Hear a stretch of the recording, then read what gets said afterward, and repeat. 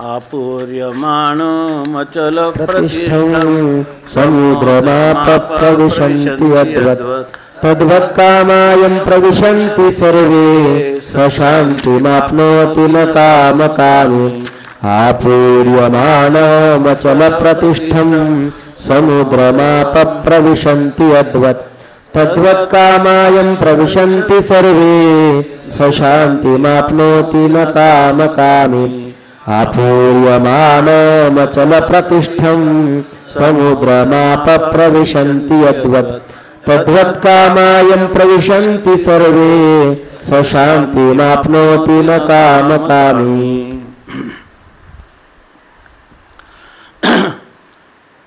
आपूर्यमाणं अचल प्रतिष्ठम समुद्रम आपः प्रविशन्ति यद्वत् तद्वत् कामाः यं प्रविशन्ति सर्वे सः शान्तिम आपनोति न कामकामी।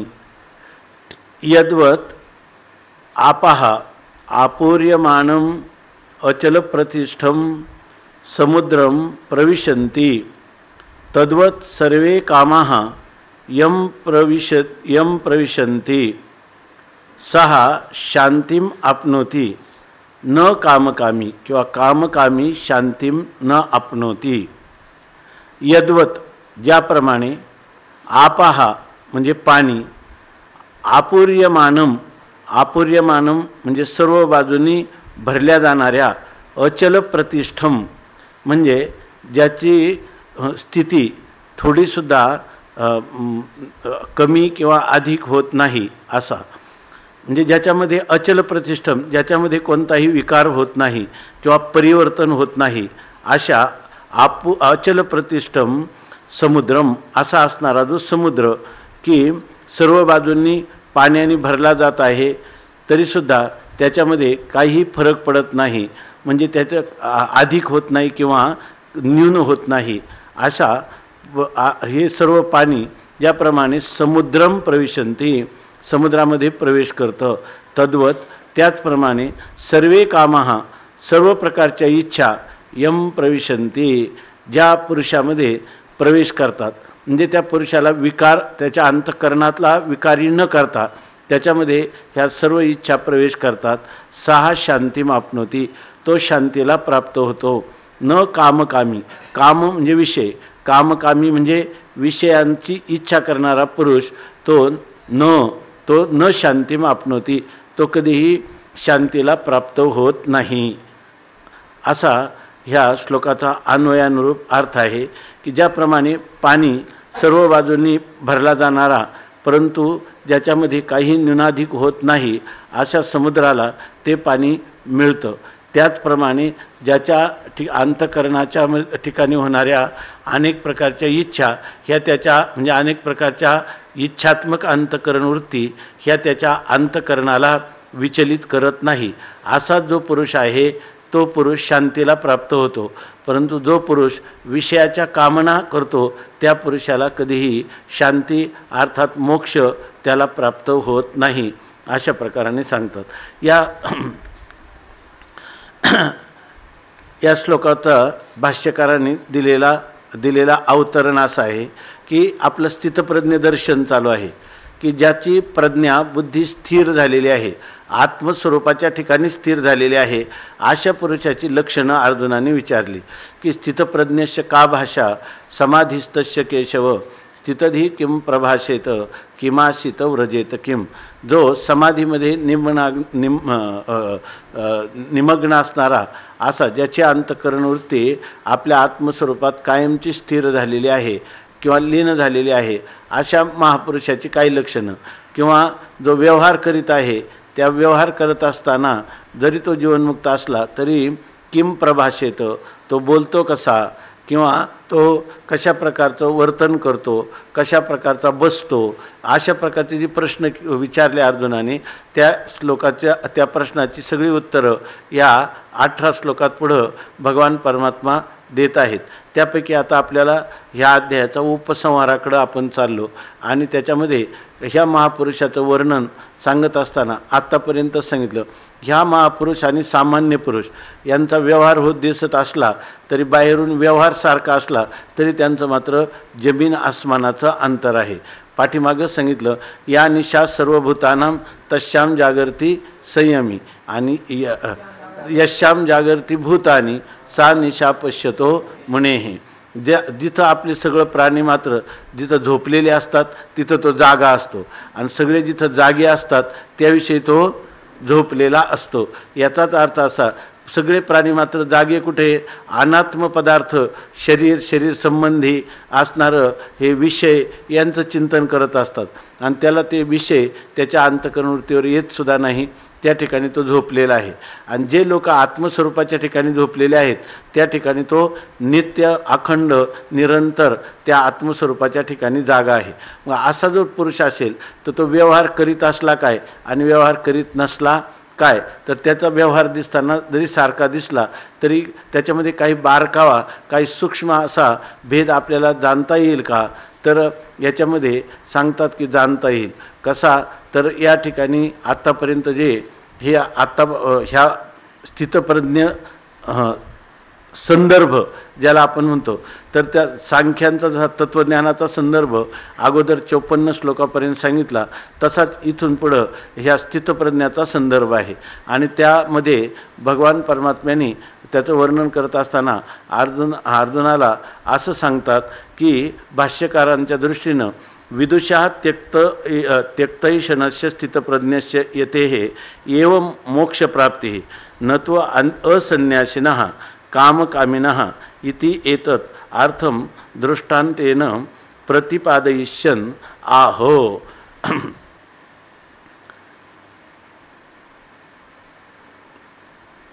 काम क्रोध लोभ घेऊन या संगे परमार्थाशी निघे तोची मूर्ख. काम क्रोध लोभ बरोबर घेतले आणि परमार्थाची साधना करायला निघाला त्याला तुकाराम महाराज मूर्ख असं म्हणतात.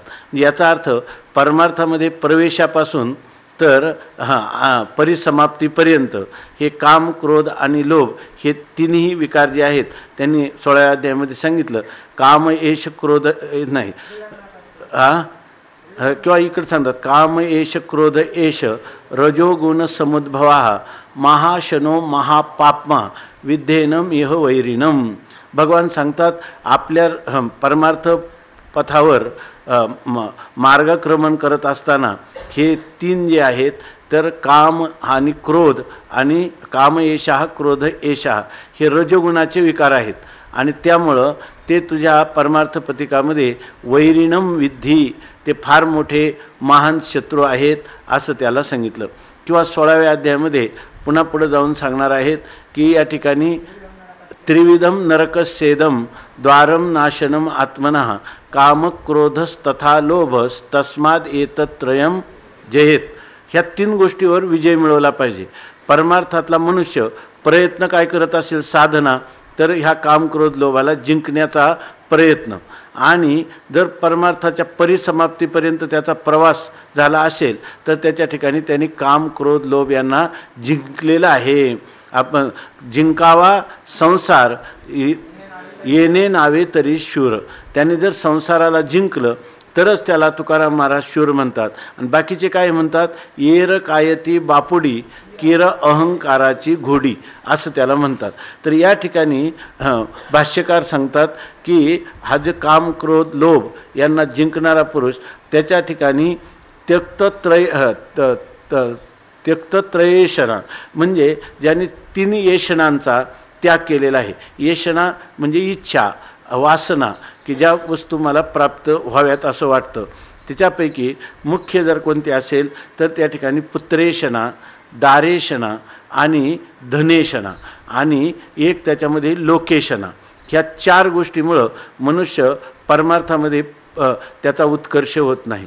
जर मनुष्य परमार्थ मार्गाला लागला आणि त्याच्याविषयी पुत्राविषयक मोह असेल तर धृतराष्ट्रासारखा, किंवा भर्तृहरीला जसा पिंगलेचा मोह झाला तसा दारेषणा त्याच्या चित्तात असेल आणि धन, जड असणारं धन, ज्याच्या पाठीमागं 15 अनर्थ आहेत, तेच जर आपल्याला पुरुषार्थ रूप वाटत असेल, म्हणजे अर्थ पुरुषार्थ हाच खरा आहे असं वाटत असेल, तो पुरुष परमार्थामध्ये दोरीनं खुंट्याला नाव बांधून वलवणं, अशा प्रकारचं किती वलवली नाव तरी ती जागा सोडत नाही. त्याप्रमाणे पुत्रेशनेला, दारेशनेला, धनेशनेला, आणि या तिन्ही स्वामी विवेकानंद सांगतात की या तिन्ही यशना मनुष्य जिंकू शकतो. धनाचा त्याग करू शकतो, पुत्र पत्नीचा त्याग करू शकतो, परंतु या ठिकाणी लोकेशना म्हणजे लोकांनी आपल्याला चांगलं म्हणावं, ही अंतकरणात असणारी जी भावना किंवा धारणा, ही धारणा सुद्धा मनुष्याला परमार्थामध्ये खऱ्या वास्तव स्वसुखाचं, आत्मसुखाच्या प्राप्तीला अत्यंत प्रतिबंधक आहे. किंबहुना स्वामी विवेकानंद सांगतात की कनक, कामिनी आणि कांचन, आपलं कनक आणि कनक, कामिनी आणि कीर्ती, यापैकी कनक म्हणजे सुवर्ण किंवा धन, याचा त्याग करायला विशेष कष्ट पडले नाहीत असं ते म्हणतात, आणि कामिनीचा त्याग करायलाही कष्ट पडले नाही, परंतु कीर्तीचा त्याग हा जे ना, ते रामकृष्ण परमहंस म्हणतात 3 ककार मनुष्याला आपल्या जीवनामध्ये परमार्थाची प्रगती करू देत नाहीत. ते कोणते तर कनक, कामिनी आणि कीर्ती असं सांगतात. तर त्या कीर्ती रूपी प्रतिबंधाचं निवारण करण्यासाठी, त्याचं उल्लंघन करण्यासाठी, अतिक्रमण करताना मला माझ्या जीवनामध्ये सर्वाधिक कष्ट झाले आणि मी माझ्या प्रयत्नाने हे कधीच निवारण करू शकलो नाही. जेव्हा रामकृष्ण देवांनी, गुरुदेवांनी माझ्यावर कृपा केली तेव्हाच मला याचं उल्लंघन करता आलं असं ते म्हणतात. तर याप्रमाणे ह्या स्थितप्रज्ञ दशा, स्थितप्रज्ञत अवस्था जर आपल्याला पाहिजे असेल तर त्याला ह्या तिन्ही येशनांचा किंवा सर्व प्रकारच्या येशनांचा, इच्छेंचा परित्याग करणं आवश्यक आहे. आणि असा जर पुरुष असेल, असा जर कोणी संन्यासी, संन्यासी या शब्दाचा अर्थ केवळ बाहेर केलेलं दंडग्रहण असं नाही. काही लोक समजतात संन्यास घेतला की संन्यासामध्ये असं लिहिलं आहे की दंडग्रहण मात्रेनं नरो नारायणो भवेत. केवळ दंडग्रहण केला, भगवी काशाय वस्त्र धारण केले आणि दंड केला, पण आणि शिखासूत्र यांचा त्याग केला की तो संन्यासी होतो. आणि शास्त्रामध्ये लिहिलं की त्याला तत्काल दंडग्रहण मात्रेनं तो नराचा नारायण होतो, नाम तो जीवाचा ब्रह्मस्वरूपाला प्राप्त होतो. पण असा याचा अर्थ केवळ नाही. जर तुम्ही बाहेरून संन्यास घेतला, परंतु खरा संन्यास कोणता आहे? संन्यास तो त्याग संकल्पाचा. त्या ठिकाणी सांगितलं की संकल्पाचा त्याग. संकल्प म्हणजे कोणते? हे 4 आता सांगितल्याप्रमाणे जे 4 येशना आहेत यांचा त्याग करणं म्हणजे संकल्पाचा. आमके ह्या गोष्टी चांगल्या आहेत, आपल्या सुखाला कारण होतील असं स्वप्नात देखील ज्याच्या अनुभवाला येत नाही, असा जो पुरुष आहे तो येशनातरीचा त्याग करणारा पुरुष, तो संन्यासी. आणि संन्यास काय सांगितलं की संन्यास घेणं म्हणजे संन्यास्य श्रवणम करूयात. त्यांनी बाहेरून संन्यास घेतला आणि दुसरा जप तप तीर्थयात्रा करायला लागला तर त्याला हे मोक्षफल प्राप्त होणार नाही. मोक्षाचं साधन आहे जीव ब्रह्मैक्य ज्ञान, आणि जीव ब्रह्मैक्य ज्ञानाचं साधन आहे श्रवण, मनन, निधिध्यासन. म्हणून संन्यास घ्यायचा कशासाठी? तर बाहेरचे जे प्रतिबंध आहेत, आपल्याला दररोज करावे लागणारे अग्निहोत्रादी हे किंवा आपण करीत असणारे वाट्याला आलेलं गृहस्थ धर्माचं कर्म, यामुळं मनुष्याला अंतरंग त्याला श्रवण, मनन, निधिध्यासन हे करण्यासाठी वेळ राहत नाही. म्हणून एकदा जर आपल्याला ह्याचं महत्त्व कळलं आत्मज्ञानाचं, तर आत्मज्ञान प्राप्तीचा साधन म्हणून त्यांनी विधीपूर्वक कर्माचा परित्याग करून संन्यास करायचा. आणि संन्यास घेऊन त्यांनी श्रवण केलं पाहिजे. नाहीतर श्रवण केलं नाही आणि बाहेरून संन्यास घेतला तर त्याला ही स्थितप्रज्ञता कधीही प्राप्त होणार नाही.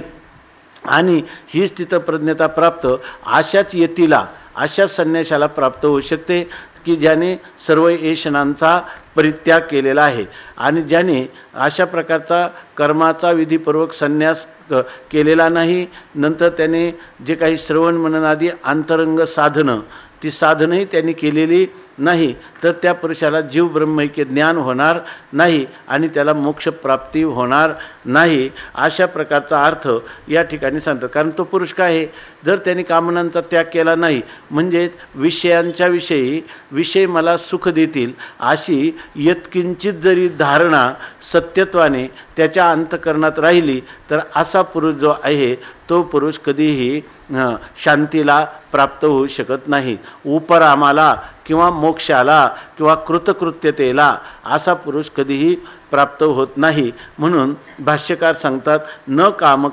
कामकामिनः शांती न का, जो विषयांची कामना करतो, आता ब्रह्मस्वरूपाची कामना करत नाही, विषयांचे संकल्प करतो तर विषयांच्याच कामना तो करणार आणि मग विषयांच्या कामना करणारा म्हणजे कामकामी म्हणजे विषयांचं ध्यान करणारा पुरुष.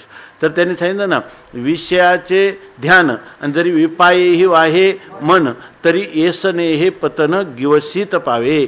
कसं तर विषयान ध्यायतो पुंसा संगस्तेषु उपजायते संगात संजायते कामः कामात क्रोधोभिजायते क्रोधात भवति सम्मोहा सम्मोहात स्मृतिविभ्रमः स्मृतिभ्रंशात बुद्धिनाशः बुद्धिनाशात प्रणश्यती म्हणजे पुरुषार्थ अयोग्यता भवती. त्याला असा जो पुरुष आहे ना त्याला मोक्ष तर दूर आहे परंतु त्याला ऐहिक सुखसुद्धा प्राप्त होत नाही. म्हणजे त्याला मोक्ष तर दूर पण व्यवहार जो आहे ना, तर व्यवहार करणाऱ्या माणसाला देखील जो विषयांचं चिंतन करतो तर त्या पुरुषाला इहलोकात सुद्धा सुख मिळत नाही. त्याच्यामध्ये होतं काय, त्या विषयांच्या केलेल्या ज्या कामना आहे त्या कामनेने त्यांनी सांगितलं की काय कामानाम न जातु कामानाम मोपभोगेन शाम्यती. ज्याला विषयांची इच्छा करतो त्या पुरुषाला किती विषयाचा भोग झाला तरी त्याच्या कामना कधी शांत होत नाहीत. उलट काय होतं, हविषा कृष्ण वर्तमेव भूय एवा अभिवर्धते. जसा अग्नीमध्ये तुपाच्या आहुती दिल्या तर अग्नी अधिक भडकतो, त्याप्रमाणे त्याला विषय किती प्राप्त झाले तरी त्याला असं वाटतं की अजूनही आपण विषय भोगावेत. अशाच प्रकारची त्याला त्याचं विषय भोगाची इच्छा पुन्हा वाढत जाते आणि त्या तृष्णेपोटी जिथं तृष्णा आहे ती तृष्णा कधीच या ठिकाणी जीर्ण होत नाही. त्यांनी लिहिलं तृष्णैका तरुणा येते. वैरागी शतकामध्ये भर्तृहरीने लिहिले की सगळ्या गोष्टी कमी कमी होत जातात. आपलं हे शरीराच्या ठिकाणी जेव्हा वय होत जातं किंवा व्याधी होतात त्यावेळेला ते शरीरसुद्धा कमकुवत होतं. सगळे अवयव डोळे कान ह्या कमी होतात. परंतु असा जरी किती वयोवृद्ध असला तर त्याच्या एक गोष्ट त्याच्या अनुभवात येत जाते की तृष्णैका तरुणा येते. विषय भोगाला असमर्थ झाल्यामुळं त्या ठिकाणी विषय सोडून जातात किंवा इंद्रिय विकल होतात. परंतु याचा अर्थ त्याच्या अंतःकरणामधल्या विषयांच्या भोगाची इच्छा ती मात्र नष्ट होत नाही, ती उलट आणखी उत्तरोत्तर वृद्धिंगत होत जाते. म्हणून या ठिकाणी सांगतात की मनुष्याला कामकामी मनुष्याला कधीही शांती प्राप्त होत नाही असं सांगितलं आणि तो हा श्लोक आहे. या श्लोकामध्ये त्यांनी सांगितलं की आपूर्यमानम आद्भिः अचल प्रतिष्ठम अचलतया प्रतिष्ठा अवस्थिति यस्य तम अचलत प्रतिष्ठम समुद्रम आपाः सर्वतः गता प्रविशन्ति स्वात्मस्थम अविक्रियम एव संतम यद्वत् तद्वत् कामा विषय सन्निधौ अपि सर्वतः इच्छा विशेषा यम पुरुषम मुनिम समुद्रम इव आपाः अविकुर्वन्तः प्रविशन्ति सर्वे आत्मनि एव प्रलीयन्ते न स्वात्मवशं कुर्वन्ति सः शान्तिं मोक्षम् आप्नोति न इतराः कामकामी काम्यन्ते इति कामाः विषयाः तान् कामयितुं शीलं यस्य सः कामकामी सः न एव प्राप्नोति इत्यर्था. म्हणजे शांतीम न प्राप्नोति इत्यर्था. इथं सांगतात की अनेक नद्यांचं पाणी सगळ्या ठिकाणाहून येतं आणि ते कुठं समुद्राच्या दिशेने. नदी जेव्हा उगम पावते समुद्रावरून तेव्हा कोणती पूर्व बाजूची पश्चिम बाजूची दक्षिण उत्तर कुठेही तिचा उद्गम असला तर ती कुठे मिळायला जाते, समुद्रालाच मिळते. कारण सगळ्या नद्या कुठे मिळतात, समुद्रालाच मिळतात. म्हणजे सर्व पाणी शेवटी मिळायला कुठं जातं, समुद्रालाच मिळायला जातं. त्याचप्रमाणे या ठिकाणी अंतःकरणात उत्पन्न होणाऱ्या सगळ्या इच्छा ह्या कुठे मिळतात, त्याविषयी सांगतात की ज्या अंतःकरणामध्ये काय होतात, प्रविष्ट होतात. पण ज्या अंतःकरणामध्ये प्रविष्ट होतात त्या अंतःकरणाची स्थिती कशी असते, हे गोष्टी ज्या आहेत ह्या सगळ्या समजून घेतल्यानंतर अभ्यासाच्या गोष्टी आहेत. जर आपण त्याचा अभ्यास केला तर ह्या गोष्टीचा अनुभव येईल. वरवर पाहता हे जर लोकांच्या लक्षात आलं असतं तर सगळे लोकांनी विषयांविषयी विरक्ती धारण केली असते.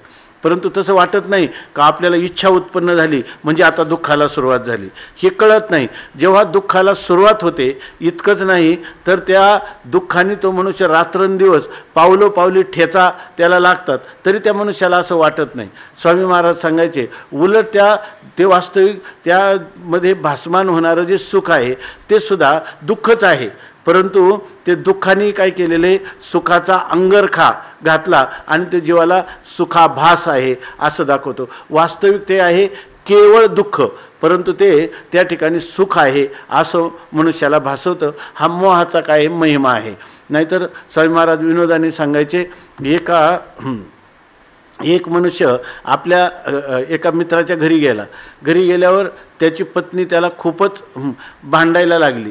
तर त्यांनी सांगितलं की खूपच तुझी पत्नी कर्कशा स्वभावाची आहे, तुझ्याशी इतकी भांडते, तुला तुच्छ लेखते. त्यांनी सांगितलं ती वरवर बोलायला जरी अशी असली तर अंतःकरणामध्ये तिच्या खूपच प्रेमाचा जिव्हाळा आहे. म्हणजे वास्तविक ते वर कर्कश शब्द दुखवणारे शब्द आहे पण ते सुद्धा त्याला वाटत नाही. किंवा स्वामी महाराज सांगायचे की एक मनुष्य आपल्या कामावरून आला, जेवायला बसला. आईनं त्याला जेवण वाढलं आणि त्यांनी सांगितलं की आई ही भाजी केली कोणी, ही डाळ केली कोणी. त्यांनी सांगितलं तुझ्याच पत्नीनं केली. ते म्हणे का बरं तो रागवला. मी त्याला अगोदर इतका राग आला होता की ह्या पाण्याचं त्याच्यामध्ये डाळ एक सुद्धा सापडत नाही, नुसतं तिखट पाणी केलेलं आहे. म्हणून त्याने विचारलं हे कोणी केलं. तर त्याच्यामध्ये बुडी घेऊन सुद्धा स्वामी महाराज सांगायचे डाळ सापडत नाही. मग त्याला विचारलं तू का बरं असं विचारलं. त्यांनी सांगितलं काही नाही, पातळ नितळ हे पण किती चवदार आहे असं त्यांनी सांगितलं. तसं दुःख लिहोनी सुखाची अंगी सळीत जगाचे. जर वरवर दुःख रूप असला तरी त्या पदार्थावर आपण काय करतो, पुढीलांचे दोख करुणी आपल्या दृष्टी चोख आणि मग घापे अवलोक तयावरी, अशा प्रकारची स्थिती होते. म्हणून सांगतात की आता समुद्राला सगळ्या नद्या मिळतात पण त्या समुद्रामध्ये कोणता विकार होतो का. सगळ्या चारही बाजूने नदी आली म्हणजे काय झालं, समुद्र जो आहे तो आपली मर्यादा सांडून गेला का. आणि समजा आता दुष्काळी वर्षे कुठूनच एकही नदी आली नाही तरीसुद्धा त्या ठिकाणी समुद्राची मर्यादा लगेच समुद्र काय झाला आटून गेला, असं दोन्ही होत नाही. कारण तो अंगानेच परिपूर्ण आहे. म्हणून आपूर्यमानम अचल प्रतिष्ठम समुद्रम आपाहा प्रविशंती यद्वत तद्वत. त्याप्रमाणे अनेक प्रकारच्या इच्छा प्रारब्ध प्राप्त उत्पन्न झाल्या त्याला किंवा पूर्वसंस्काराने प्रारब्ध लेशाने जरी त्याच्या अंतःकरणामध्ये पुढं, कारण काय आहे की ज्ञानीपुरुष जरी असला तरी प्रारब्ध भोगावं लागतं, प्रारब्ध कर्म त्याला भोगावंच लागतं. म्हणून स्वामी महाराज सांगायचे की त्याला प्रत्येक जीवाचं प्रारब्ध हे त्याला सुखदुःखाचा भोग देण्यासाठी प्रयत्नाच्या रूपाने काय आतून जुळवाजुळव करीत असतं. याचा अर्थ त्या इच्छा त्याला उत्पन्न होतात की नाही. परंतु त्या सगळ्या इच्छा, चांगलं लक्षात घ्या, सगळ्या प्रकारच्या इच्छा उत्पन्न होतात परंतु त्याचं मूळ जे अंतःकरण आहे त्या अंतःकरणाला कोणत्याच प्रकारचा विकार निर्माण होत नाही. म्हणजे त्याच्या वरवर कितीही त्या इच्छा निर्माण झाल्या तरी गूढ गहन असा त्याचा अंतःकरणाचा आत्मस्वरूपामध्ये रंगलेला जो महापुरुष आहे त्या अंतःकरणावर परिणाम होत नाही. काही लोक म्हणतात जाऊ द्या, काम येऊ क्रोध येऊ हे सगळे अंतःकरणाचे धर्म आहेत, आत्म्याचे नाही. इथं जे वर्णन केले न कामकामी शांती मापनोती, हे जे विकार होतात ते जसे अंतःकरणाला अनुभवायला येतात तसं निर्विकार स्थिती आत्मा अनुभवतो का अंतःकरणच अनुभवतं. म्हणजे परमार्थ जो आहे तो आत्म्याचा परमार्थ नाही, तो शरीराचाही परमार्थ नाही. बाह्य शरीराने तो किती जप तप तीर्थयात्रा करतो त्या स्थूल शरीराचाही परमार्थ नाही. खरा परमार्थ आहे सूक्ष्म शरीराचा. सूक्ष्म शरीरामध्ये होणारं परिवर्तन किंवा परिणमन जर होत असेल तर तो परमार्थ योग्य दिशेने चाललेला आहे. आणि ते परिवर्तन कोणतं, शास्त्र प्रतिपादित किंवा साधू पुरुषांनी अनुभूत अशा प्रकारचं जे तत्व आहे त्या तत्वाच्या ठिकाणी आपली अंतःकरण वृत्ती जर लीन होऊन राहत असेल तर आपला परमार्थ हा योग्य दिशेनं साधना चाललेली आहे. म्हणून त्यांनी सांगितलं तद्वत कामा, त्याप्रमाणे त्याच्या सर्व इच्छा, कामा हा म्हणजे विषयक असणाऱ्या इच्छा, त्या यम प्रविशंती सर्वे, त्याच्यामध्ये प्रविष्ट होतात. नद्या जशा समुद्रामध्ये प्रविष्ट होतात तसाच ह्या पुरुषाच्या सर्व इच्छा त्या कुठे प्रविष्ट होतात, ज्या अंतःकरणामध्ये प्रविष्ट होतात. त्या अंतःकरणाला त्या ठिकाणी कोणताही अपूर्यमानम अचल प्रतिष्ठम, सगळ्या कामना त्या केला तरी तो अपूर्यमान आहे, मूळचाच भरलेला आहे. तसा आत्मानंदाने ओतप्रोत असणारं याचं जे अंतःकरण आहे त्याच्यात ह्या किती इच्छा आल्या तरी त्या इच्छा उत्पन्न झाल्या. म्हणून आता खरोखरच ह्या इच्छेच्या पूर्तीनं मला आता लगेच तो आनंदाने हुरळून गेला किंवा हर्षाला प्राप्त झाला असं होत नाही, किंवा दुष्काळ पडला, अंतःकरणामध्ये विषयच्या कामना उत्पन्न झाल्या नाही तरीसुद्धा तो काय आहे, परिपूर्णच आहे. ओम पूर्णमदः पूर्णमिदं पूर्णात पूर्णमुदच्यते पूर्णस्य पूर्णमादाय पूर्णमेवावशिष्यते. जसा अंतःकरणात इच्छा उत्पन्न होण्यासाठी तो असुसलेला नाही, आल्या नाही तर, आणि खूप इच्छा उत्पन्न झाल्या तरीसुद्धा त्याच्या ठिकाणी त्या इच्छा उत्पन्न झाल्या म्हणून त्यांची पूर्तता करून त्यांच्याविषयी सुखत्व बुद्धी धारण करून त्याचं भोक्तृत्व आपल्यावर घ्यावं असं वाटतच नाही. त्याचं जे अकर्तेपण आणि अभोक्तेपण आणि परिपूर्णता ही स्वतःसिद्ध स्वयंप्रकाश अशा प्रकारची सिद्ध आहे. म्हणून असा जर पुरुष असेल याचा अर्थ अनेक प्रकारचे जरी अंतःकरण वृत्तीचे विशेष त्याच्या ठिकाणी निर्माण झाले तरीसुद्धा त्याची मूळ असणारी अंतःकरण वृत्ती, जी अंतःकरण वृत्ती पारमात्म स्वरूपाच्या ठिकाणी लीन झालेली आहे तिच्यावर यत्किंचितही परिणाम होत नाही. म्हणजे हा परिणाम अंतःकरणाचाच आहे का आत्मस्वरूपाच्या ठिकाणी आहे? अंतःकरण वृत्तीचाच हा एक त्याचा विशेष आहे की ज्या ठिकाणी त्याला ह्या छोट्या मोठ्या कितीही कामना निर्माण झाल्या तरी त्याच्यावर परिणाम होत नाही. म्हणून माऊलीनं लिहिलं की मेरू पासोनी थोरे आणि देह दुःखाचेनी डोंगरे दाटी जो पडी भरे चित्त न दाटे. किंवा आताच ओळी गेली, या विषयातही काही आपण पे वाचवणी नाही तरी विषय कवन काही आणि बाधितील कवना. या ठिकाणी जिथं जिथं विषय दिसतात तिथं त्याला कोण दिसतं? आपलं स्वरूप. तर तो आपल्याला वाटतं विषय पाहतो आणि त्याला तो कोणाला विषय करतो? विषयोपहित चैतन्याला विषय करतो. आणि ते चैतन्याला अंतःकरण वृत्त्या स्वतःला साक्षी समजतो. तो स्वतःला काय समजतो? साक्षी समजतो. मग साक्षीवर या ठिकाणी विषय ही उपाधी आणि इकडं अंतःकरण उपाधी, दोन्ही उपाधी कल्पित आहेत का त्या तत्वता नाहीतच आहे? तत्वता अधिष्ठानामध्ये त्यांचा त्रैकालिक अत्यंत अभाव आहे. मग हे किती आले काय आणि गेले काय? ह्या उपाधी ज्या आहे त्या हजारो उपाधी आल्या काय आणि त्या उपाधी निवृत्त झाल्या काय? दोन्हींचा आत्मस्वरूपाच्या ठिकाणी कोणताही संबंध नाही. या बोधामध्ये तो असणारा पुरुष आहे. म्हणून असा पुरुष हा निश्चित या ठिकाणी मोक्षाला, शांतीला म्हणजे मोक्षाला प्राप्त होतो. आणि जो पुरुष ह्या विषयांच्या विषयी कामना करणारा आहे असाच पुरुष मात्र कधीही या शांतीला प्राप्त होऊ शकत नाही. याच्यातून दोन गोष्टी दिसतात भाष्यकारांच्या की जर तुम्हाला ही स्थिती प्राप्त करून घ्यायची असेल, कोणता समुद्रासारखी अथांग, तसा अथांग असणारा केवळ आत्मबोधाने परिपूर्ण व्हायचं असेल तर त्या ठिकाणी विषयाची इच्छा करता कामा नये असा त्याचा अर्थ. आणि जर तुम्हाला ह्या प्राप्त झाल्या असतील तर सिद्धाची जी लक्षणं ती साधकाची काय आहेत? साधनं. या रीतीनं आपण पहिल्यापासून पाहत आलो की हे जे स्थितप्रज्ञ दर्शन आहे याच्याकडे ह्याच रीतीनं पाहिलं पाहिजे. किंबहुना शंकरानंद जे आहेत तर त्या शंकरानंदांनी तर याचं खूपच वर्णन केलेलं आहे. त्याचंसुद्धा एक अवतरण आहे आणि त्या अवतरणामध्ये ते असं सांगतात मी आता सगळे पंक्ती वाचत नाही, त्याचा 10वा भावार्थ आपण पाहू. तर त्याच्यामध्ये ते सांगतात की आता ह्या श्लोकाच्या वर्णनाचं जे काय अवतरण आहे, हा श्लोक कसा उत्पन्न झाला, समोर आला, भगवन्मुखातून उद्धृत झाला, त्याविषयी सांगतात की ज्याप्रमाणे एखादी कन्या ज्या वेळेला उपवर होते, ऋतुमती होते, त्यावेळेला ती आपल्या आईचा, वडिलांचा, आपल्या बांधवांचा, सर्वांचा त्याग करते आणि केवळ एकट्या पतीचाच आश्रय करते. केवळ त्यालाच आपल्या जीवनामध्ये सर्वस्व आलंबन म्हणून मानते आणि त्याच्याच ठिकाणी रममाण होते. तिथंच तिला संतुष्टता प्राप्त होते, तिथंच तिला हर्ष किंवा आनंदाची अभिव्यक्ती ती करते. आपल्या पतीशिवाय सर्व भावे पतिव्रते जैसा भ्रतार प्रमाण आम्हा नारायण तैशा परी. अजून एक सर्व भावे लोभ्या आवडे हे धन आम्हा नारायण तैशा परी.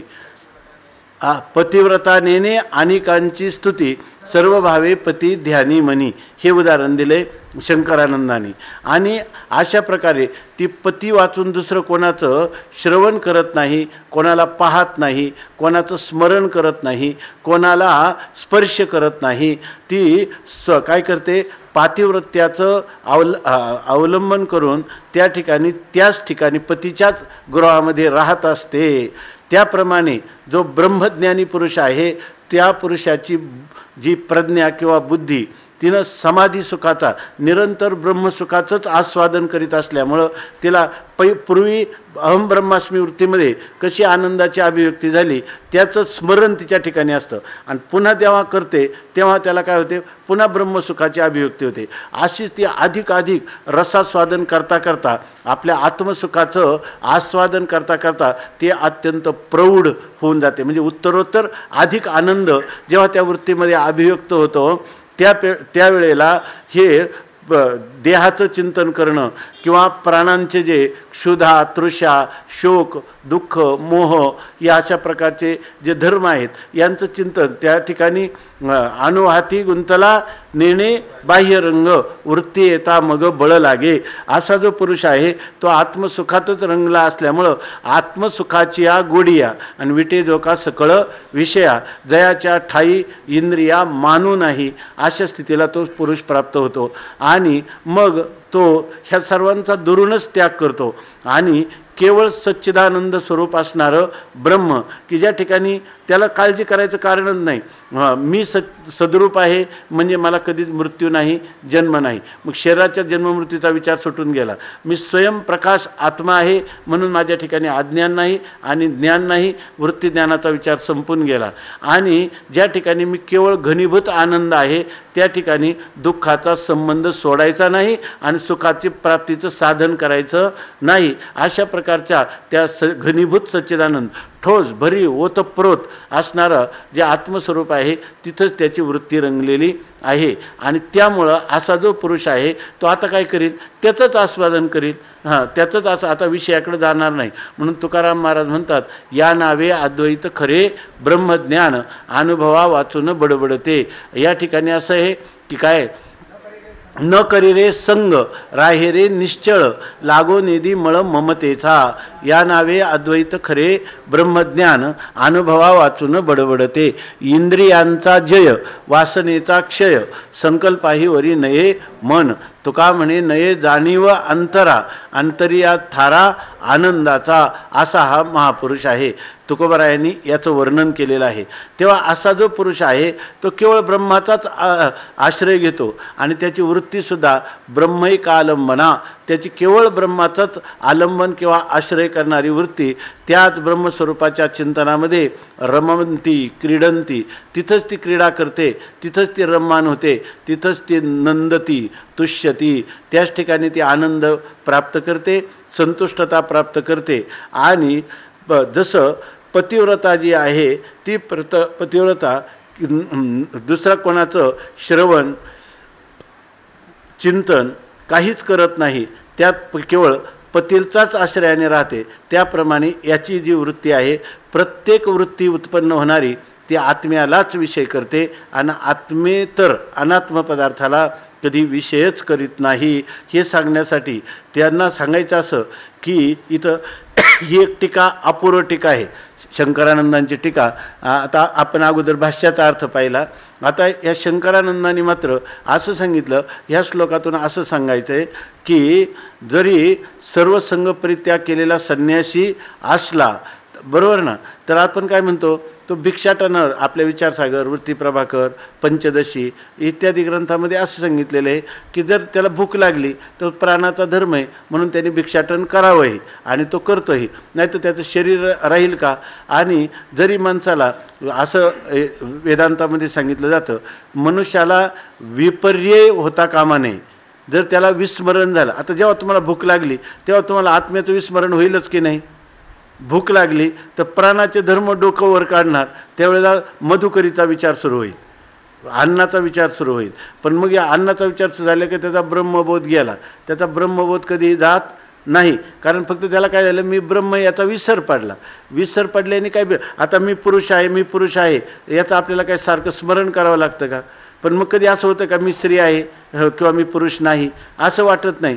मनुष्याला ज्ञान एकदा झालं त्याचं विस्मरण होऊ शकतं, परंतु त्याला विपरीत भावना कधी होत नाही. म्हणून वेदांतामध्ये असं सांगतात, विपरीत भावना होता कामा नये, विस्मरण झालं तरी चालेल असं सांगतात. वेदांत प्रक्रिया ग्रंथ आपण आतापर्यंत जे पाहतो त्याच्यामध्ये हे सांगितलं. परंतु या ठिकाणी सांगतात, हे शंकरानंद असं सांगतात, अशा प्रकारचा आत्मज्ञानी आत्मानुभवी जीवनमुक्त पुरुष जरी असला, हे इथे शंकरानंद हे शंकरानंद सांगतात की स्थितप्रज्ञस्य येते हे भिक्षादवापी. स्थितप्रज्ञ पुरुष आहे ना, तो जरी भिक्षेला चालला तरीसुद्धा त्यांनी वृत्तेर बाह्या अनालंबनत्वम एव प्रतिपादित. त्यांनी वृत्तीनं बाह्य विषयांना कधीच स्पर्श करू नये. जरी चालला तरी काय, हे जसं त्या यांनी सांगितलं ना, मन हे गोविंदी आणि देह काम करी हो. त्या गोपी सांगतात किंवा त्या ज्या पत्न्या आहेत, कोणाच्या ऋषीपत्न्या, त्या जेव्हा भगवंताला नैवेद्य घेऊन आपलं आहार घेऊन चालल्या तर त्यावेळेला त्यांच्या पतीने त्यांना विरोध केला. तर त्यांनी सांगितलं की ह्या शरीरावर माझ्या स्वाधीन हे शरीर आहे, माझ्या याच्यावर हक्क आहे. तर त्यांनी सांगितलं हे शरीर तुला घे. मनाने ती भगवान परमात्म्याच्या ठिकाणी गेली. त्या गोपींच्या एवढा मोठा अधिकार झाला की नारदसुद्धा त्यांना आचार्याच्या स्थानी, गुरूंच्या स्थानी मानतात. त्या गोपीनं काय केलं, तर त्या गोपींनी शरीर तर संसाराला दिलेलं होतं, परंतु आपलं मन मात्र भगवंताला दिलेलं होतं. तसं मन हे गोविंदी आणि देह काम करी हो. तसं इथं शंकरानंद सांगतात, तुम्हाला जरी स्नान, मलमूत्र विसर्जन, भिक्षाटन हे तर संन्यासी असला तरी तो करणार. कारण आपण म्हणतो किती झाला संन्यासी तरी 12 वाजता तोंड वाशी असं म्हणतात. तसं त्याला जरी गेला तरी शंकरानंद असं सांगतात की त्याच्यामध्ये देखील त्यांनी काय करावं, नेहमी आपल्या आत्मस्वरूपातच निमग्न राहावं.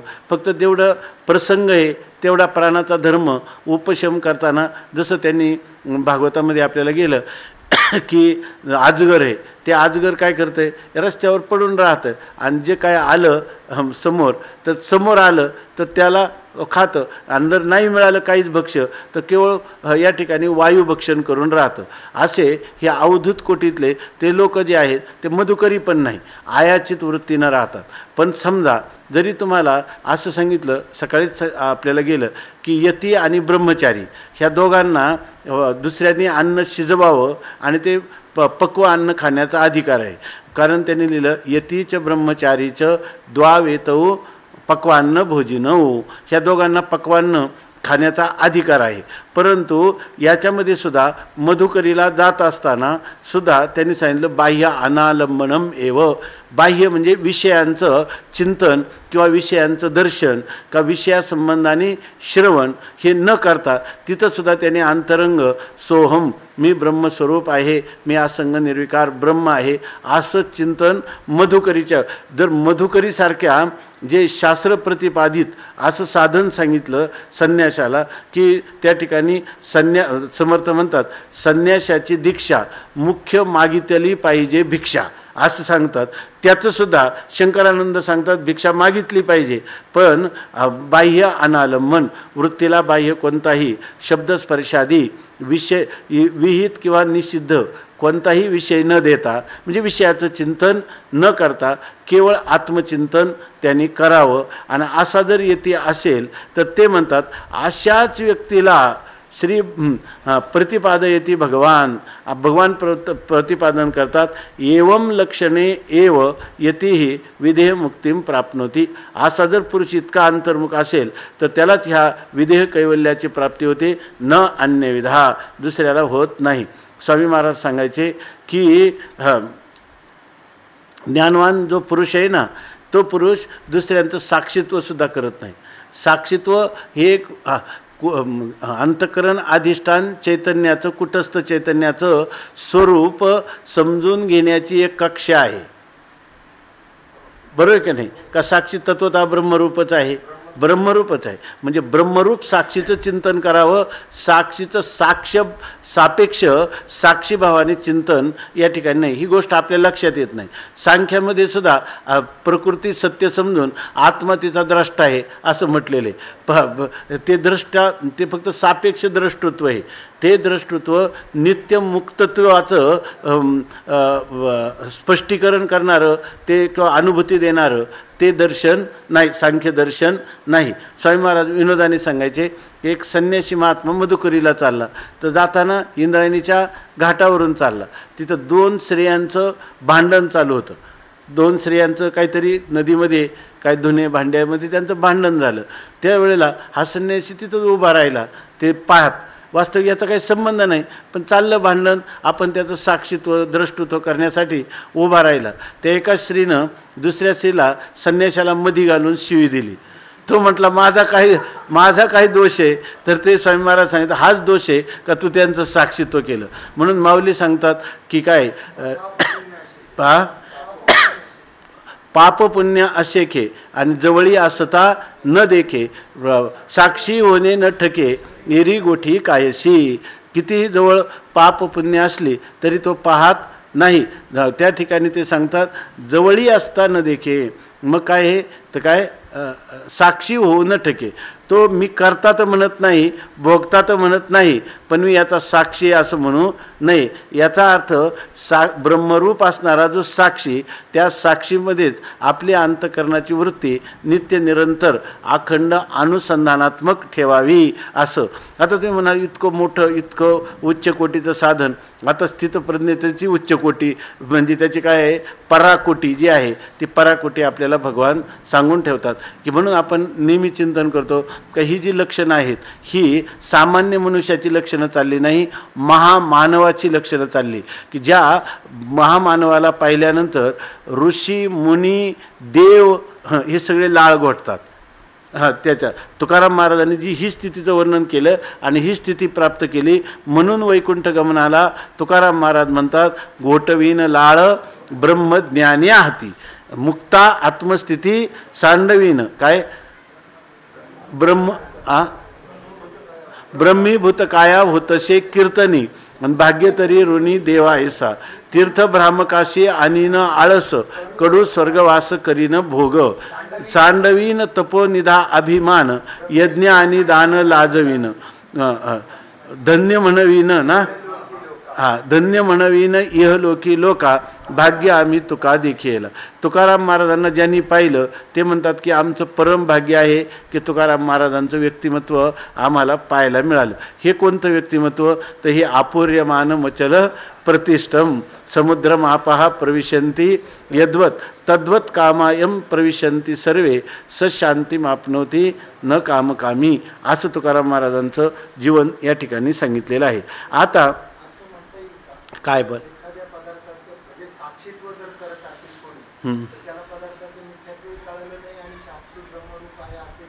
ते अर्थातच हे दोन्ही गोष्टी जर तो त्याचं मी साक्षीत्व करतो म्हणतो ना तर नाही, याला म्हणायचं कुठं साक्षी याला म्हणायचं ते लोक नाही का कोर्टामध्ये साक्षीला महत्त्व असतं परंतु ते खोटी साक्ष देतात काही लोक. तसा मी असंग निर्विकार असल्यामुळं मी सर्वांचा साक्षीच आहे त्या रीतीने व्यवहार करूनही माझा असंगत्व अबाधित आहे हा म्हणायचं. काय ते तुम्ही म्हटले ते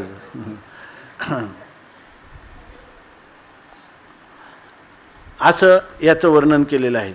आता याच्यावर बरंचसं विवेचन शंकरानंदांनी केले. जर थोडा वेळ राहिला तर आपण नंतर पाहू, नाहीतर मग साधारण याचा विषय आला लक्षात.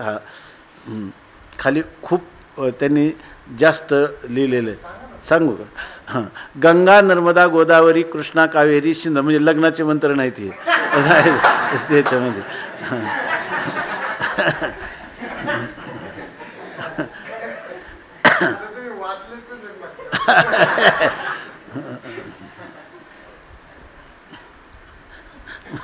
मला वाटतं तुम्ही तशा भावाने ऐकलं ते.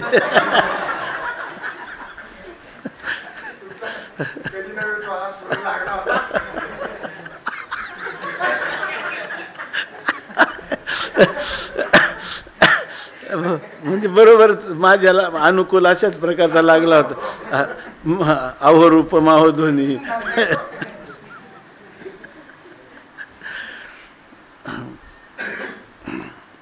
गंगा नर्मदा गोदावरी कृष्णा कावेरी सिंध्वादीनां महानद नदीनां दशशतसहस्रसंख्याकेभ्यः मुखेभ्यः अतिपरिणाहवद्भ्यः समागतैः अभ्रंकशैः महाप्रवाहैः अपरिमितैः समन्तात् आपूर्यमानमपि स्वयं अचलप्रतिष्ठम् अचला चलनवर्जिता प्राक्तनस्वीयलक्षणम् अनतिक्रांता. काय वृद्धिक्षयशून्यः प्रतिष्ठा जलस्थितिमर्यादा यस्य स्व अचलप्रतिष्ठा तं प्रवाह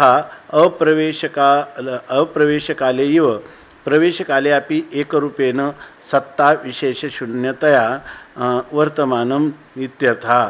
याचा सरळ अर्थ असा आहे, गंगा, गोदावरी, यमुना, कृष्णा, कावेरी, सिंधू या सगळ्या ज्या नद्या आहेत त्या, किंवा महान नद्या असणाऱ्या, किंवा अनेक नद्या एकत्र, छोट्या नद्या एकत्र येऊन मोठी नदी होते, तिला महानद असं म्हणतात. तर ह्या सगळ्या नद्या आणि त्या नद्यांचे पुन्हा 10, 100, 1000, 10,000 असे एवढे प्रवाह आपापल्या मुखाने त्या ठिकाणी त्या नित्य अखंड वाहत असताना जर त्या समुद्र हा सगळ्या बाजूनी त्या समुद्रामध्ये ते पाणी नद्यांचं हजारो प्रवाहाने मिळत असताना देखील तो समुद्र स्वतः अचल प्रतिष्ठम, त्या समुद्राने कधी मर्यादा सांडली असं नाही. काय ओवी आहे ना की पर्वती बैसका न संडावी, समुद्री रेखा नोलांडावी, पृथ्वीया भूते वाहावी, ही आज्ञा पै माझी. असं हा समुद्र जसा अचल असतो त्याचप्रमाणे या ठिकाणी त्याच्यामध्ये वृद्धी होत नाही किंवा क्षयसुद्धा होत नाही. म्हणजे नद्या आल्या नाही म्हणून क्षय होत नाही, आणि सगळ्या नद्या आल्या तरी त्याच्यामध्ये वृद्धी होत नाही. तो आपली मर्यादा ज्याप्रमाणे सोडत नाही. आपल्या सगळ्या नद्या आल्या तरी तो एकरूपच जसाच्या तसाच आहे, आणि कोणतीही नदी त्याला मिळाली नाही अनेक प्रवाहाच्या रूपाने तरी तो जसाच्या तसाच असतो. सदा एकरूपेण तिष्ठन्तं समुद्रम आपहा गंगा सिंध्वादी महानदीनां नानामुखेभ्यः समागतानि जलानि नानाविध वर्णरसगंधयुक्त गुण फलवत्या आपाह यद्वत् प्रविशन्ति स्वकीय शुक्ल नीलारुण पितादि रूप विशेषम मधुराम्लतिक्त कषायादि रस विशेषम परिमल पुत्यादि गंध विशेषम लघुत्व गुरुत्वादि गुण विशेषम एक द्वि त्रि चतुष पंच षट सप्त अष्ट नव दश शतकृत समान पुण्य विशेषम तत्तन्नाम विशेषंच परित्यज्य समुद्र भावमेव यथा गच्छन्ति. आता सांगतात की सदा एकरूपाने राहणारं जे समुद्रातलं पाणी आहे त्याच्यामध्ये ह्या ज्या गंगा, सिंधू इत्यादी नद्या वेगवेगळ्या मुखाने प्रवाहाने त्याच्या ठिकाणी मिळण्यासाठी येतात. परंतु त्यावेळेला ते येणारं जे जल आहे, तर काहींचं कसं आहे, या गंगेचं यमुनेचं स्तोत्र पाहिलं तर त्याच्यामध्ये वर्णन केलेलं आहे ते सुगंधी द्रव्य का, तर त्याच्यामध्ये सगळ्यांनी आपले केलेली पूजेची जी काय त्याला निर्माल्य टाकल्यामुळं ते जलच सुगंधी झालेले आहे अशा नद्यांची. आता सिंधू वगैरे पाकिस्तानातून येणाऱ्या नद्या त्यांच्या ठिकाणी दुर्गंधी पदार्थसुद्धा टाकलेले असतात. असं सगळं जरी आलं तरीसुद्धा त्या पुन्हा त्या नद्यांचं काय आहे, कोणी शुक्ल वर्णाचे, कोणी नीलवर्णाचे, कोणी पितवर्णाच्या नद्या आहेत. त्या प्रदेशातली माती मिश्र झाल्यामुळं आहे की नाही. आपण म्हणतो ना कुठं जातो त्रिवेणी संगमावर, ज्यावेळेला जातो अलाहाबादला, त्यावेळेला ते सर्व नद्या पांढरे, सरस्वती, यमुनामाया कशी श्याम वर्णाचे, गंगामाया त्या ठिकाणी श्वेतवर्णाचे. आणि ते पाणी आपण पाहिलं प्रवाहातलं सरळ दिसतं, पांढरं आणि निळं आणि काळं पाणी, निळं काळं पाणी आणि श्वेतवर्णाचं पाणी आपल्याला स्पष्ट दिसतं की नाही. पण ह्या सगळ्या जेव्हा समुद्राला मिळायला जातात त्याच्यामध्ये कोणी शुक्ल नाही, कृष्ण नाही आणि कोणी रक्त नाही, काही नाही, अशा कोणत्याच वर्णाचे नाही. तसंच त्याच्यामध्ये पाणी जर म्हटलं तर काही पाणी खारं पाणी असतं, काही पाणी गोड असतं पाणी. तर म्हणजे या सगळ्या नद्यांचं पाण्याचं एक त्या नद्यांचं वैशिष्ट्य आहे. परंतु या ठिकाणी काही दुर्गंधी आहे, काही सुगंधी आहे. काही पाणी लोक म्हणतात ते पाणी आम्हाला चालत नाही, ते जड पाणी आहे आणि हे पाणी हलकं आहे. पण समुद्राला जेव्हा मिळतं तेव्हा त्या ठिकाणी लघु नाही आणि गुरु पण नाही. त्या इथं जरी 1, 2, 3 शेकडो हजारो प्रवाह असले तरीसुद्धा समुद्राला मिळतात तेव्हा ते सगळ्या समुद्र त्या प्रवाहांचं नामही नाही. हा गंगेचा प्रवाह, हा यमुनेचा प्रवाह, हा श्वेतवर्णाचा, हा नीलवर्णाचा, ह्या सर्वांचा परित्याग होऊन सगळे समुद्रभावम एव यथा गच्छती, सगळी समुद्रभावालाच प्राप्त होतात.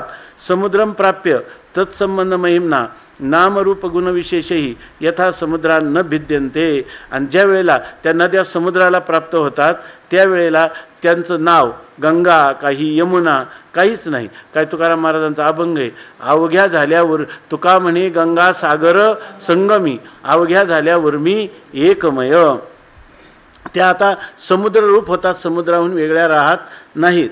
तद्वत कामायम प्रविशंती, त्याप्रमाणे या सगळ्या इच्छा जरी असल्या अनेक प्रकारच्या, अंतकरणा वृत्ती म्हणजे प्रत्येक वृत्ती वेगवेगळी आहे. अनंत बुद्धीचे तरंग क्षणक्षणा पालटती रंग, म्हणजे ह्या जरी अनंत इच्छा उत्पन्न झाल्या याचा अर्थ त्याच्या ठिकाणी इच्छा उत्पन्न होतात.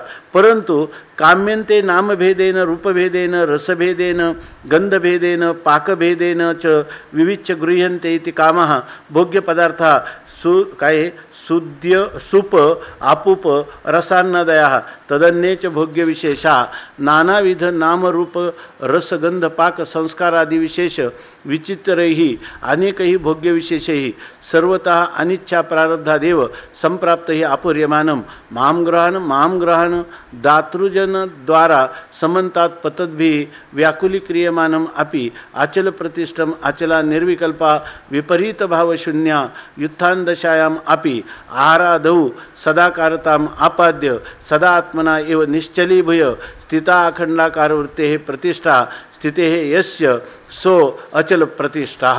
असं त्याचं वर्णन केलं की म्हणतात की या ठिकाणी समुद्रामध्ये काहीच भेद होत नाही. किती नद्याचे प्रवाह आले त्यांची नाम रूप गंध कोणत्याच कशाचाच प्रवेश त्याच्यामध्ये होत नाही. तो समुद्र आपला एक रूपानेच राहतो. तसं इथं सांगतात की नामभेद आहे, रूपभेद आहे, गंधभेद आहे, रसभेद आहे, त्याच्या पाकामध्ये भेद आहे. हे सगळं जरी असलं हे सगळे भोग्य पदार्थ आहेत. त्या ठिकाणी त्याला कधी काय त्याला म्हणतो आपण मोदक आपूप म्हणजे मोदक, कधी सूप म्हणजे डाळ, सूप म्हणजे डाळ किंवा मोदक असे जरी पदार्थ वेगवेगळे आले तरीसुद्धा ते वेगवेगळे पदार्थ म्हणजे आपण परवात चिंतन केलं होतं ना, त्याच्या ठिकाणी त्यांना रस खायला बोलावलं. त्या मामांचं सांगतात तर ते विद्यार्थी म्हटले की गेल्या वर्षीसारखा रस नाही, म्हणजे त्यांचा रसाचा भेद त्यांच्या आत्तापर्यंत लक्षात आला, म्हणजे लक्षात राहिला, स्मरणात राहिला. तसं याला नाना प्रकारचे रूप रस गंध अनेक प्रकारच्या संस्कारांनी युक्त अशा अनेक प्रकारचे नाना भोग समोर जरी आले ते कशामुळे येतात त्याला त्याच्या हातात नाही. आता अनिच्छा प्रारब्ध, इच्छा नसली त्याला वाटतं आत्मस्वरूपातच राहावं. पण जेव्हा भूक हा प्राणाचा धर्म आहे त्यावेळेला ताण हा प्राणाचा धर्म आहे, त्याला ताण भूक लागेलच. आणि अशा वेळेला इच्छा अनिच्छा प्रारब्धाने जरी त्याला प्राप्त झाले हे सगळे भोग परस्पर विरोधी जरी प्राप्त झाले तरी ते भोग कसे आले, माम ग्रहानं माझा स्वीकार करा. म्हणजे ताण लागली म्हणजे ताणीने व्याकुळ व्हा, भूक लागली म्हणजे भुके, बरोबर आहे का? भुकेने व्याकुळ व्हा, किंवा अनुकूल विषय ना, आम्ही तुझ्या जीवनात आलो तर तुला खूप सुख प्राप्त होईल, अशा प्रकाराने आले. किंवा काही विषय अनिच्छा प्राप्ताने त्याला दुःखाचा साक्षात्कार होण्यासाठी ताण, भूक इत्यादी त्याला येऊ शकतात. हे खूप म्हणजे मनुष्य जीवनातलं अध्यात्माचं पराकोटीचं जीवन जे आहे त्या जीवनाचं व्यक्तिचित्रण याच्यामध्ये आलेलं आहे. तर ते जर कोणी म्हणेल माम ग्रहानं तर ते म्हणतात, जरी त्याला मला घ्या असं म्हणून त्याला हर्षित करण्यासाठी, त्याला त्या भोगांविषयी अंतःकरणामध्ये इच्छा आवेग उत्पन्न करण्यासाठी जरी असे भोग समोर आले, किंवा त्याला व्याकुळ करण्यासाठी असे जरी भोग समोर आले, तरी ते म्हणतात तरीसुद्धा त्याच्या ठिकाणी निर्विकल्प विपरीत भावना शून्य, तरी त्याच्या ठिकाणी विपरीत भावना कधी होत नाही का ह्या भोग्य विषयांनी माझं अंतःकरण भोक्तृत्व धारण करून त्याला काहीतरी सुखाची उपलब्धी व्हावी किंवा दुःखाची निवृत्ती व्हावी याच्यासाठी तो कधीही प्रयत्नशील होत नाही. तर त्या ठिकाणी त्यांनी सांगितलं की व्युत्थान दशायाम, ज्या वेळेला त्याचं व्युत्थान दशेमध्ये तो असतो त्यावेळेला असे जरी आले तरी सदाकारताम आपाद्य, हे सगळे भोग आले ना, त्याच्यातला दुःखम किंवा सुखम, दुःखकारक किंवा सुखाला कारण होणारे पदार्थ दोन्ही आले ना, हा दुःखाला कारण आहे आणि हा सुखाला कारण आहे, त्याच्यातलं सुख आणि दुःख याला ओघळून आहेलाच ग्रहण करतो असं तो फक्त त्याला काय करतो, त्याच्यातल्या स्वरूपालाच. म्हणून त्यांनी सदाकारताम आपद्य, त्याच्यातलं जे सत्तत्व आहे, जे आत्मतत्व आहे त्यालाच तो ग्रहण करतो आणि सदा आत्मस्वरूपानेच निश्चल राहून अखंडाकार वृत्तीची प्रतिष्ठा म्हणजे स्थिती ठेवतो. म्हणजे आपल्या अखंडाकार वृत्तीचा भंग होऊ देत नाही, असा त्याला म्हणतात अचल प्रतिष्ठा. हा आता पुढं सांगतात, तदानीमपि बाह्यान अविकल्प्य समाधिनिष्ठया विपरिणामरहितांतकरणा इत्यर्था. असं जरी आलं तरी तो बाह्य विषयांचं चिंतन करीत नाही. बाह्य विषय प्राप्त झाले परेच्छा प्रारब्धाने तरी तो जे चिंतन करतो ते चिंतन कोणाचं करतो, आत्मस्वरूपाचं चिंतन करतो. आणि बाह्य पदार्थांचं म्हणजे विषयांचं चिंतन न करता समाधीच्या ठिकाणी म्हणजे आत्मस्वरूपाच्या ठिकाणी जी निष्ठा आहे त्यामुळं त्याच्या अंतःकरणावर ह्या बाह्य स्थितीचा कोणताही परिणाम होत नाही.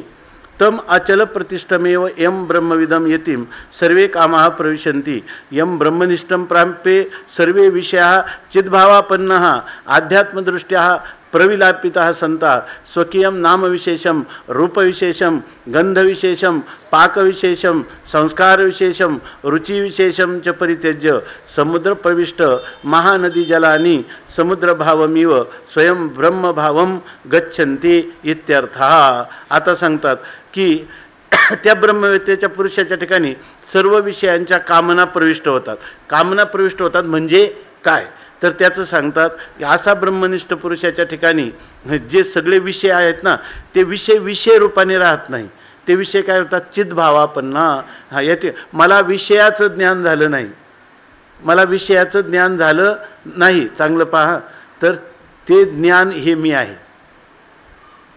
जेव्हा त्यांना विषयांचं ज्ञान होतं तेव्हा हे विषय जे आहेत तर हे विषय त्या ज्ञानामध्ये आलेल्या उपाधी किंवा भास आहेत. आणि ह्या आभासाच्या निमित्ताने तो आभास ज्याचा आहे त्या बिंबरूपाचं त्याला ज्ञान होतं. आणि तो आभास ज्याचा आहे ते माझ्याहून भिन्न नसून त्याचा आणि माझा काय आहे, ज्ञानाशी माझा काय आहे, अभेद आहे. मग हा चिद्भावालाच आपन्न झाला की नाही, चिद्भावाला प्राप्त झालेला विषय उपहित चैतन्य हे माझं स्वरूप आहे. हे म्हणजे विषयाची सत्ता मी आहे, तसा विषयाचा आनंद सुद्धा कोण आहे, मी. आणि विषयाचा प्रकाश सुद्धा कोण आहे, मीच आहे.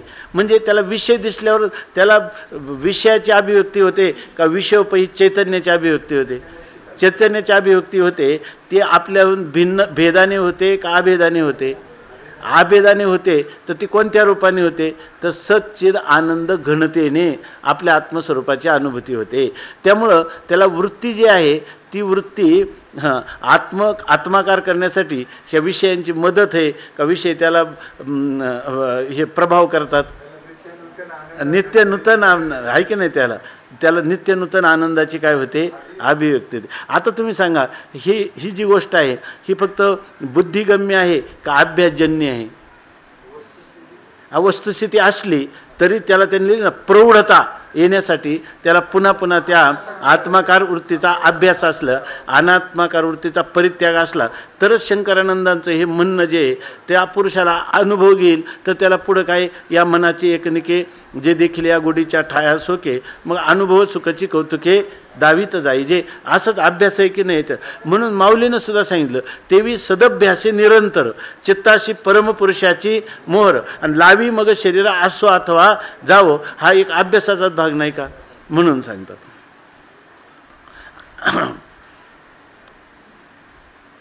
तसं ते सांगतात, ज्या वेळेला नदी समुद्राला मिळते त्याच्यामध्ये असणारे पाकविशेष, गंधविशेष, रुचीविशेष काय राहतात का, सर्व एकरूपच होऊन जातात. त्याचप्रमाणे याचे सर्व भाव जे आहेत, अनेक प्रकारच्या अनिच्छा प्रारब्धाने अंतःकरणात उत्पन्न झालेले सर्व इच्छा विशेष हे त्या आपल्या आत्मस्वरूपाशी समरस होऊन जातात. असंच ना. बरं, पुन्हा माघारी येत नाही का, कारण ते नदीचे प्रवाह एकदा समुद्राला मिळाल्यावर पुन्हा ते पाठीमागे आता समुद्रापासून निघून तिकडून क्रमाने आले, पण आता पुन्हा माघारी जातील का, नाही. तसं ह्या भूमिकेला प्राप्त झालेला पुरुष म्हणूनच न स पुनरावर्तते न च पुनरावर्त, हा साखरेचा नोहे ऊस आम्हा कैचा गर्भवास, असा जो पुरुष गेला तो पुरुष पुन्हा गर्भवासात येईल का, कारण गर्भवासात येण्यासाठी कोणतं भांडवल नाही त्याच्याकडं. अज्ञानापासून तर विक्षेपापर्यंत कोणतंच भांडण नाही, बरोबर ना. अज्ञान आवरणही नाही, विक्षेपही नाही. विक्षेप करायचं तर प्रारब्ध भोगून संपलेलं आहे, बरोबर आहे ना. वासना जन्माला कारण 3 गोष्टी आपण एक दिवस चिंतन केलं होतं. कोणत्या आहे, काम, कर्म आणि वासना. काम राहिलं आहे का काम नाही, काम नाही. कर्माचं कोणत्या प्रकारचं त्याला फल भोगायचं राहिलं आहे का, राहिलं नाही. अविद्या राहिली का, मग त्याजवळ काय भांडवल आहे, काहीच नाही. मग त्यांनी इच्छा केली तरी तो येईल का नाही. तुका म्हणे गर्भवासी सुखे घाल, येणार नाही. मग तुकाराम महाराज येणार नाहीत का, त्यांनी कसं काय म्हटलं, ते येऊ शकतात, कारण हे अधिकारी कोटीतले पुरुष आहे, कल्पांतापर्यंत येऊ शकतात. पण हा कसा तरी पडत आडखळत हाय की नाही, गुडघे फुटून कसा तरी उभा राहिला, तर याला जरी परत वाटलं तर हा काय परत येणार नाही. अग्नी माझी गेले ते अग्नीची होणी ठेले, तैसे काय उरले तया आपण मागील ते नामगुण. त्याला काहीच पुन्हा शिल्लक राहिलं नाही. पण अभ्यास किती केला आहे, हे इतका अभ्यास केलेला आहे का मधुकरी मागताना सुद्धा वृत्तीला बाह्य आलंबन येऊ नये एवढा त्यांनी केलेला अभ्यास आहे. त्यांनी शंकरानंदमध्ये मला वाटतं 5व्या अध्यायात पुढे येणार आहे काय, भग्नकटी सर्पवत त्यांनी लिहिलं आहे. जर त्याला मग काही लोक जे आहेत ना ते आपले मधुकरी का टाळतात, ते ह्याच्यामुळं टाळतात. कधी ते ऐन वेळेला सांगायचं ना किंवा मधुकरीला जायचं आणि ते सांगतही नाही. मुलं वाट पाहत राहतात 12 वाजेपर्यंत आणि मग ते येत नाहीत. ते म्हणतात आज जरा काय सकाळी अशी वृत्ती रंगून गेली त्याच्यामध्ये. तर त्याचं उदाहरण म्हणतात शंकरानंदी आम्ही वाचलेले आहे ना. आणि ते शंकरानंदीमध्ये काय उदाहरण दिलं की एखादा साप असतो आणि तो साप जो आपल्या भक्ष्यासाठी कथा जिकडं पाहिजे तिकडं म्हणजे फिरत असतो. आणि जर एखाद्याने त्याच्या पाठीचा मणका मोडला आणि पाठीचा मणका मोडलेला जो साप आहे त्याला भूक लागते की नाही, भूक लागते. आणि मग त्याला कुठंतरी भक्ष्य शोधावंच लागतं की नाही. आम्ही एक भामचंद्र डोंगरावर एक साप पाहिला. तो साप होता आंधळा आणि तो बरेच आपले पितांबर महाराज होते त्यावेळेला. तर तो आंधळा होता. मग त्याला आता बाहेर भक्ष्य शोधायला काही नाही. मग तो काय करायचा, रात्री फक्त इतकंच डोकं बाहेर काढून रात्रीचं वर यायचा. मग तिथून काही उंदीर वगैरे चालले तर त्याचं भक्ष्य आहे, तर कारण त्याला बाहेर जाता येत नाही. आता हा जो भग्नकटी म्हणजे कंबर मोडलेला मणका मोडलेला जो साप आहे तो साप काय करील, तो साप भक्ष्यासाठी जावंच लागेल की नाही. जाताना त्याला खूप मणक्यामध्ये पाठीमध्ये पीडा होतात, पण त्याला जावं लागतं की नाही, त्या जीवावर येतं की नाही. तसं याचं मधुकरी मागणं सुद्धा जीवावर येतं. आणि त्यामुळं ते म्हणतात आमचं तसंच झालं आहे अलीकडं, भग्नकटी सर्पदर्प काय दर्पवत. या एवं लक्षणा ब्रह्मविद्येति सा एवं शांतीम अविद्या प्रपंचोपोच लक्षणाम विदेह मुक्तीम आपनोती. या ठिकाणी शांती म्हणजे काय, तर या ठिकाणी विदेह मुक्ती, बरोबर ना. विधेयमुक्ती सा शांतीम अविद्या प्रपंचोपशम लक्षणाम विदेहमुक्तीम आपनोती. दोन प्रकाराने याचं चिंतन करता येतं. विदेह म्हणजे देहीचं विदेही, भोगोदशा, असंसक्ती, पदार्थाभाविनी आणि तुर्यगा. हे कशावरून तर पाठीमागचा जो श्लोक आहे त्या श्लोकाचं चिंतन त्यांनी ह्या पद्धतीनं केलेलं आहे. कोणत्या पद्धतीनं? ह्या ज्या सप्तभूमिका आहेत, योगभूमिका, त्याप्रमाणे केलं. किंवा इथं असं घ्यायचं की ह्याच पुरुष, अजून एक वाक्य आहे, मी दुपारी वाचलं, मला वाटतं याच्यातच वाचलं, की असं असेल तरच जीवनमुक्तीचं विलक्षण सुखासहित विधेय कैवल्य प्राप्त होतं. असं लक्षात आलं ना? असं असेल तरच जीवनमुक्तीच्या विलक्षण सुखासहित विधेय कैवल्याचा हा पुरुष अधिकारी होतो, असं भगवंताचं मनोगत या ठिकाणी आहे असं सांगितलं. लक्षात आलं? ज्याला त्यांनी लिहिलं, हे पण लिहिलंय का ज्या मनुष्याला ही स्थिती आहे ना, ही स्थिती म्हणजे कशी आहे की त्याच्या दृष्टीनं जसं एखादा, आता अशी स्थिती जर अनुभवायची झाली तर त्या माणसाला जर असं वाटत असेल, जसे दर्शनकारांचं वर्णन केले पंचदशीमध्ये, तसं अरे अशी स्थिती म्हणजे तर मग मला कुठंच आनंदाचा भोगही नाही, हां त्या ठिकाणी आहे की नाही, विषयांचाही भोग नाही, इंद्रियांनाही काही खाद्य नाही, आणि अशी जर स्थिती आहे, हे काय जाऊन या करून निर्धामा, तेथे मी नातडे नाडोळे विश्रामा, येथे पाहुनी तमाल मेघश्यामा, नेघो नायको अनिका दुर्गमा. हो, असा जर पुरुष म्हणत असेल म्हणजे या ठिकाणी विषय सुख ज्याला सोडायचं नाही, तो पुरुष सांगतो की आचार्यांचं भाष्य शंकरानंदामध्ये फार भेद आहे की नाही, ह्या दोन्हीमध्ये काय आहे, फार भेद आहे. या ठिकाणी व्यवहार असा सरळ विचारलेलं आहे, किम प्रभाषेत, बोलतोय सुद्धा, व्रजेत, त्याची लक्षणं विचारली, आणि यांनी जोर कोणत्यावर दिलेला आहे, निवृत्ती लक्षणात्मक धर्मावर जोर दिलेला आहे. प्रवृत्ती लक्षणं काहीच सांगत नाही. हा प्रवृत्तीत रंगलेला आहे. याला निवृत्तीमध्ये जाणं म्हणजे खोल डोहात, आगाध डोहात बुडण्यासारखं, गुदमरण्यासारखं होतं. तो म्हणून ह्या अर्थाचं तो ग्रहण करायला तयार नाही. तो काय करतो, शब्दाच्याच त्या ठिकाणी जे काही, बरोबर ना, शब्दाचंच त्याला काय म्हणतो, छल, त्या शब्दछलाच्या द्वारा आपलं काय त्याला म्हणतो समर्थन करतो, आणि त्याला आपलं विषय सुख जसंच्या तसं ठेवून तोंडाने मुखतः जीवनमुक्ती त्याला मानत असतो. मग ती जीवनमुक्ती त्याला वेळेला बरोबर तसंच फल देते. हा, त्या अनुमानाचे बोलवरी वाचा बळे, वायाची झकविजती प्रतितीचे बुद्धीचे का प्रतितीचे डोळे, आणि साचो कार्य ना बोधा वेळे आथी ना होई जे ना. त्या ठिकाणी त्याला ही जीवनमुक्ती आहे, त्या ठिकाणी हे अंतःकरणाचे काम क्रोध धर्म आहे, ते असले तर आत्मस्वरूपाला काय त्याचा फरक होतो, असं म्हणत म्हणत त्याला काय होईल म्हणतात, त्याला बोध नाही पण झाला आणि होण्याची पण शक्यता नाही, असं सावध करणारे भाष्यकार आहेत ज्ञानोबा, आणि दुसरे आहेत शंकरानंद, तिसरे आहेत मधुसूदन सरस्वती. ऐकी ना, त्यांनी तर ह्या भूमिकांचाच विचार केला. हे सगळेच्या सगळेजण आपल्याला खरं सावध करतात, ऐकी नाही याच्यामध्ये. नाहीतर मनुष्याला जीवनमुक्तीचं विलक्षण सुख तर लागतच नाही. आणि ज्याला जीवनमुक्तीचं विलक्षण सुख सोडून दिलं विषयासाठी पंचदशीकार म्हणतात, तो उद्या विधेय कैवल्याचं सुख म्हणेल, रम्य अशा प्रकारचं स्वर्गीय सुख आहे त्यालाही सोडून देईल, ऐकी नाही. म्हणून या ठिकाणी हे वर्णन सांगितलं आहे. आता राहू देव. पुंडलिक वरदा हरी विठ्ठल, श्री ज्ञानदेव तुकाराम ज्ञानेश्वर महाराज की जय.